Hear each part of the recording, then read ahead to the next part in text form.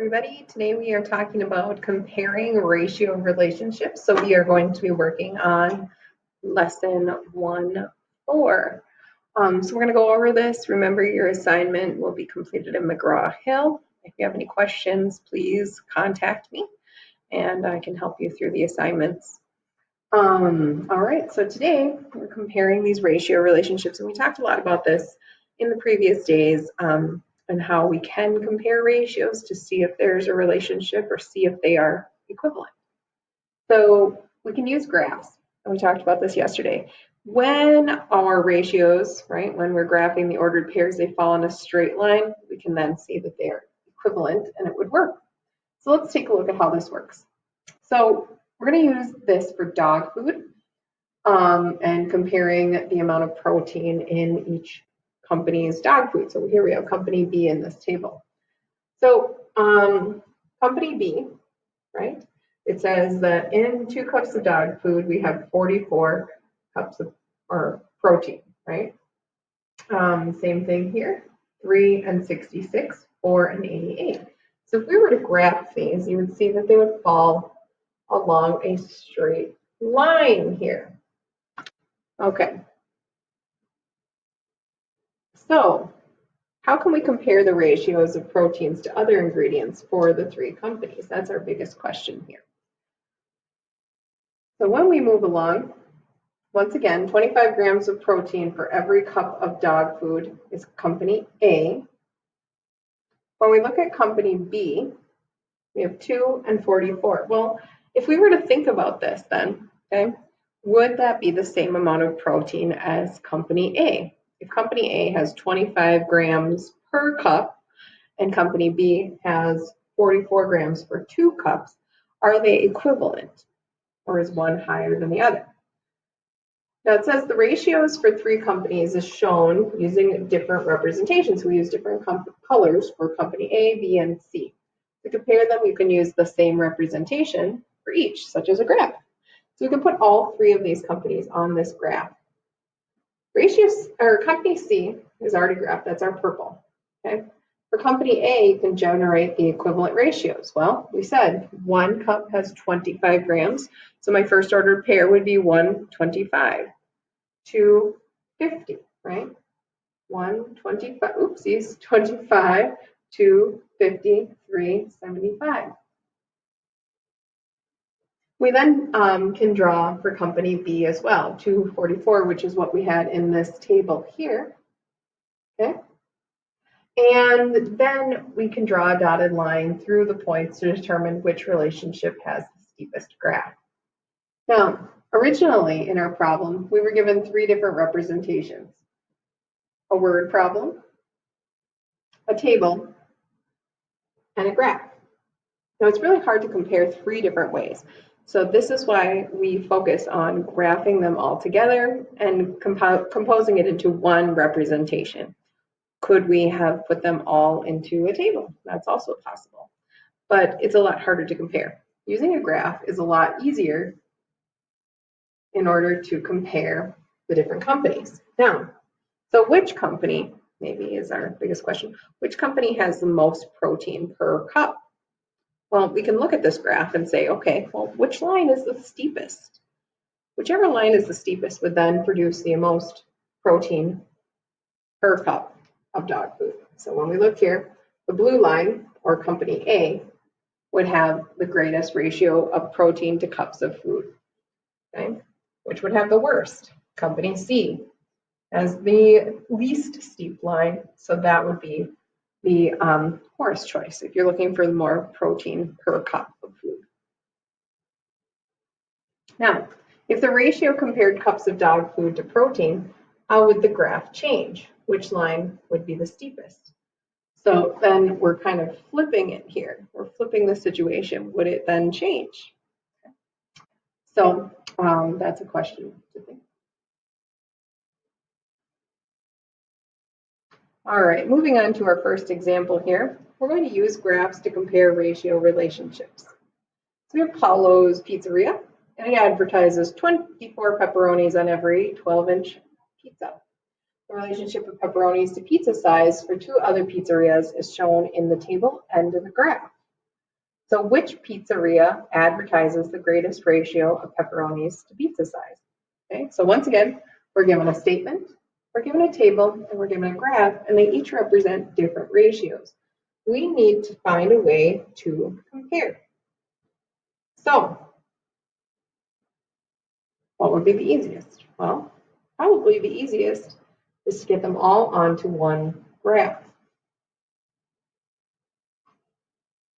So what do we know? We know Paulo's Pizzerias. Pizzeria is 24 pepperonis on every 12-inch pizza. Okay. We know Slice of Pies, different options. And we have the pizza place. Now what we're going to do is we're going to make the same representation. The ratio of pepperonis to pizza size for the pizza place is already graphed, so we're done with that. We can just add the others to those.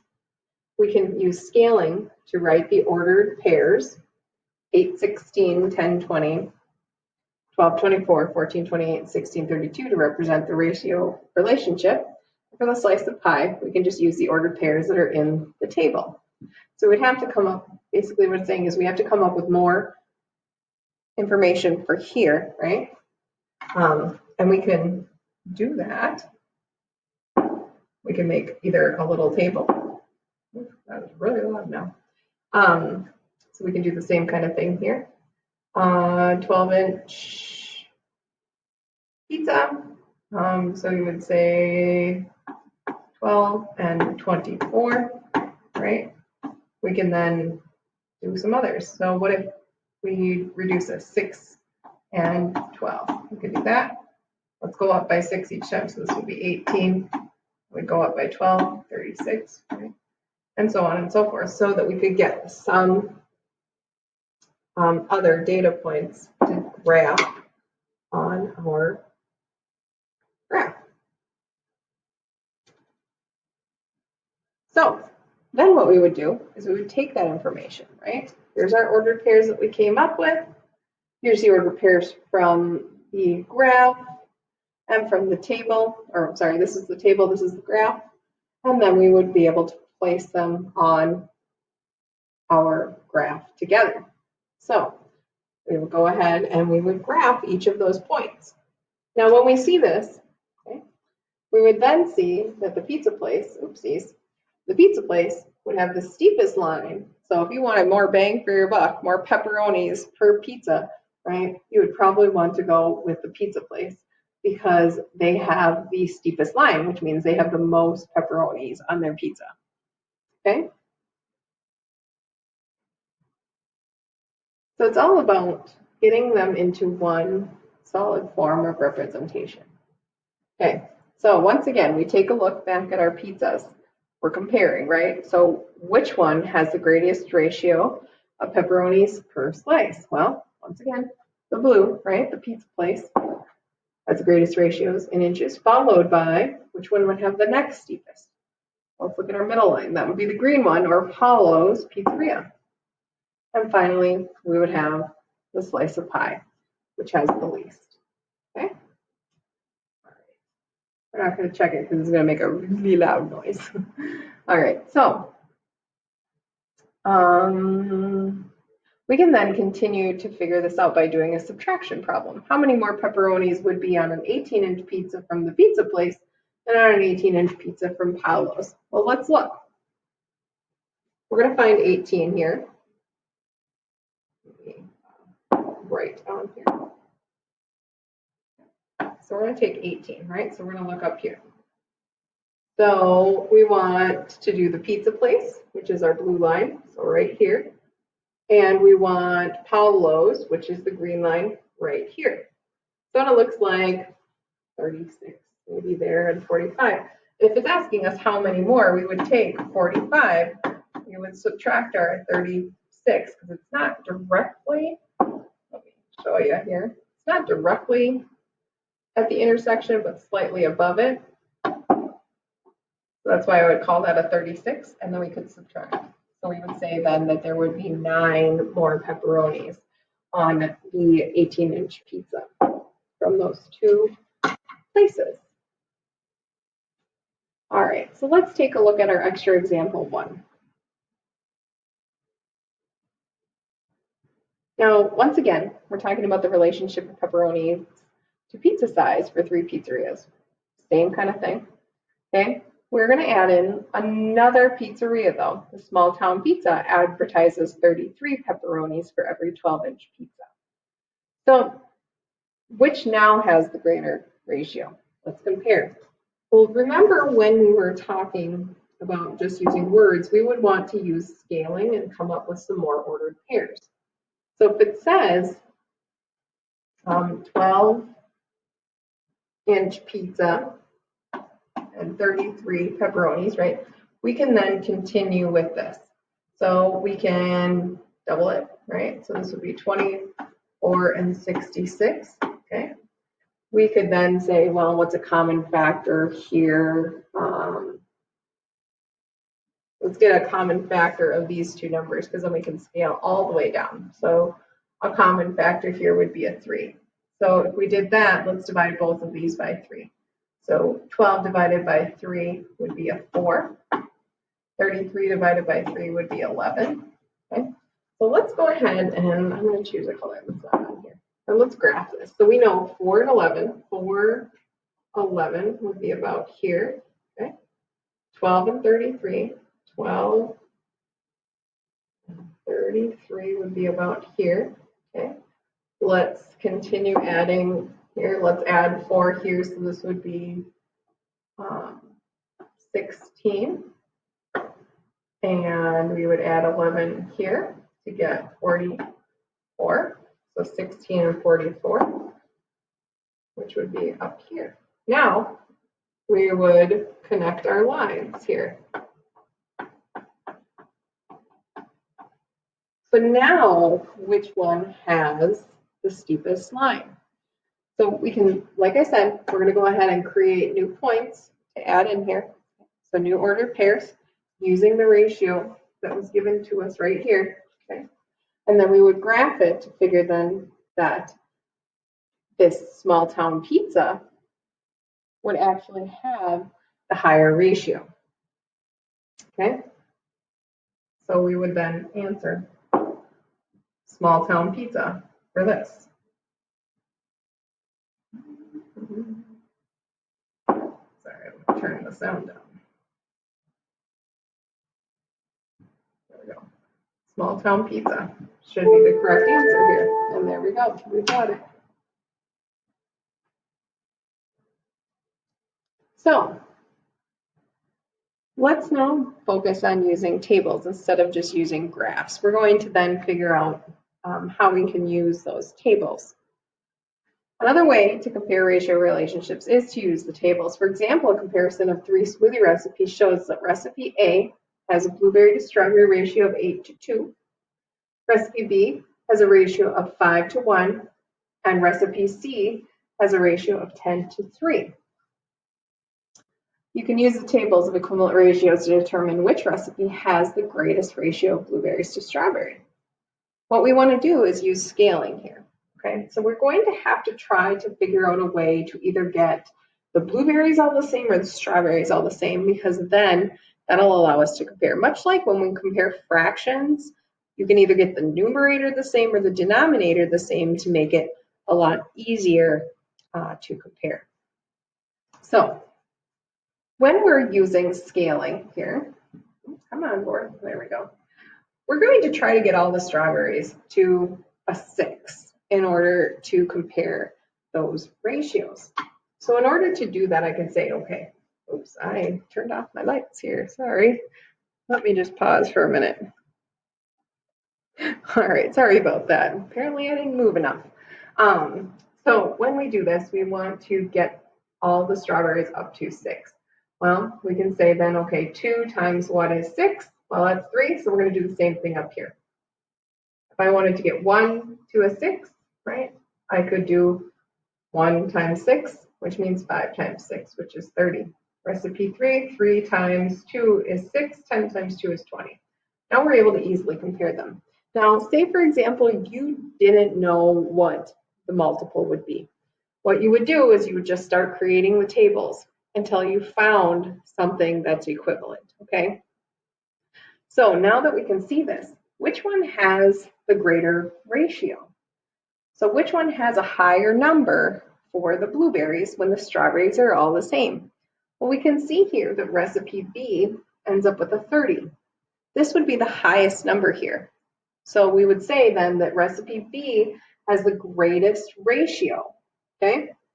Then what would be the next highest? Well, that would be recipe A with 24. And finally, recipe C has the smallest ratio.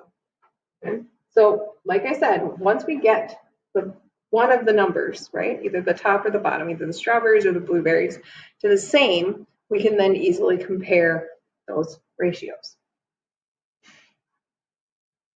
Now, if we were to graph these, the line for which would be the steepest? Well, remember, whichever ratio is the greatest would have the steepest line. So in this case, we would say that recipe B would have the steepest line because the ratio is the greatest. So let's practice this a little bit. We're going to use tables to compare. Roman is considering different types of birdseed to fill his feeder. Measured in ounces, recipe A has a sunflower seed to peanut ratio of 2 to 3. Recipe B has a ratio of 3 to 4, and recipe C has a ratio of 5 to 6. Which recipe has the greatest ratio of ounces of sunflower seeds to ounces of peanuts? Okay.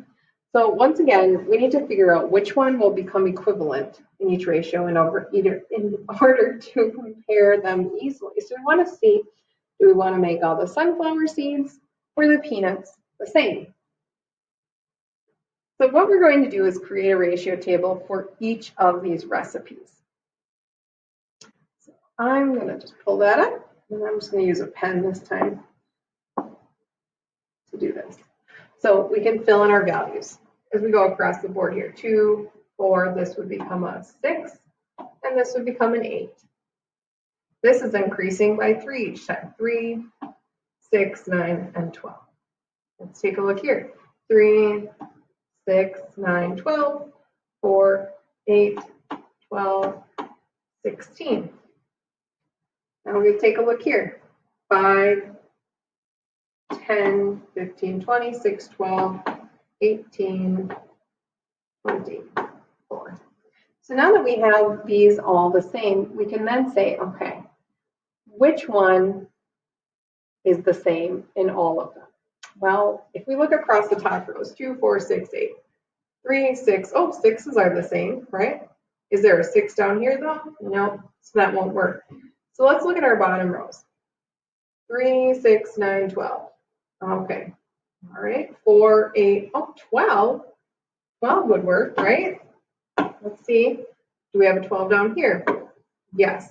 Since we have 12 in all 3 spaces for the peanuts, we can then use that to easily compare our ratios. So now that we have the bottom numbers the same, let's look at the top numbers.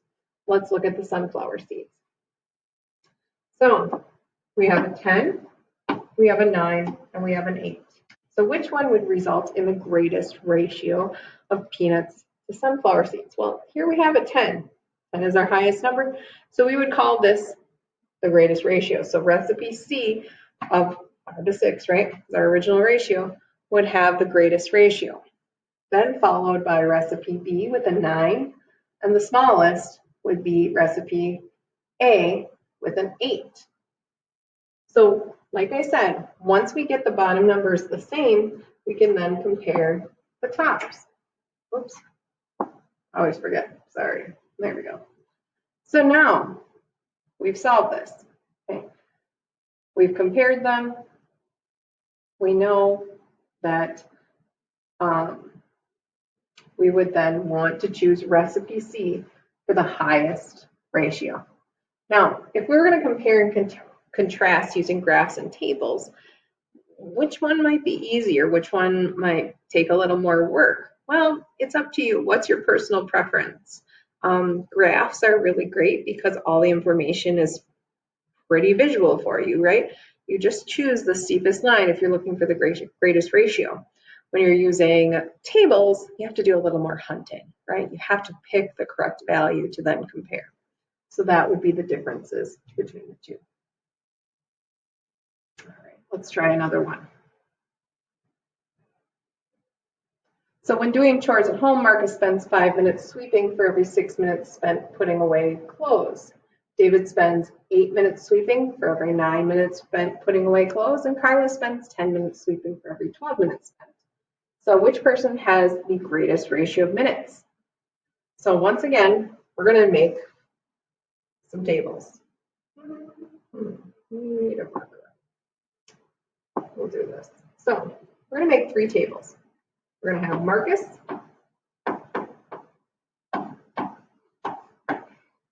we're going to have sweeping and clothes, right? And his ratio is 5 to 6. Okay. We're going to have David. Sorry, that's super messy. I apologize. We're just doing it quick. Sweeping and clothes, and his ratio is 8 to 9. And finally, we have Carla. Sweeping and clothes, and her ratio is 10 to 12. So once again, we're going to continue our tables, right? Going up by 5s here. 5, 10, 15, 20. We're going up by 6s here. 12, 18, 24. 8s here. 16, 24, 32. 9s, 18, 27, 36. And here we're going up by 10, so this will be 20, 30, 40, 12, 24, 36, 48. Now, we need to decide what we want to choose to use for each of these. We might need to continue our table a little more in order to get enough values. So let's continue Marcus's, because at this time, I don't see anything that's shared between the two. So let's continue this on a little bit more. Let's get up to 36, right? Because this we can get to 36, right? This is 30, this is 25, 30, 30, there we go. Okay, so in this case, we had to continue our tables a little bit further because we didn't have anything that was shared. 6, 12, 18, 24, nothing here. We have 12 and 24 here, but that doesn't really help us. So I wanted to get all the way up to 36. So this is where it comes into play, finding those common multiples. So remember to use that chart that I've given you at the beginning of the year to help you find these. Okay, so common multiples. Now we can compare the top numbers. Well, if this is 36 here, right? We have a 30, we have a 32. Oh, we have another 30. So we can then say which one has the greatest ratio. Well, 32 is definitely higher, and then we have a tie between Marcus and Carla for the same ratio in their work. Okay, so in this case, we would say David would have the highest ratio, because when we get the numbers the same on the bottom, that one would show the highest. All right, so that's it for today's lesson. What I would like you to do is please message me if you have any questions, and remember to complete your assignment in McGraw-Hill. As always, go slow, take your time, do your best work. Have a great day.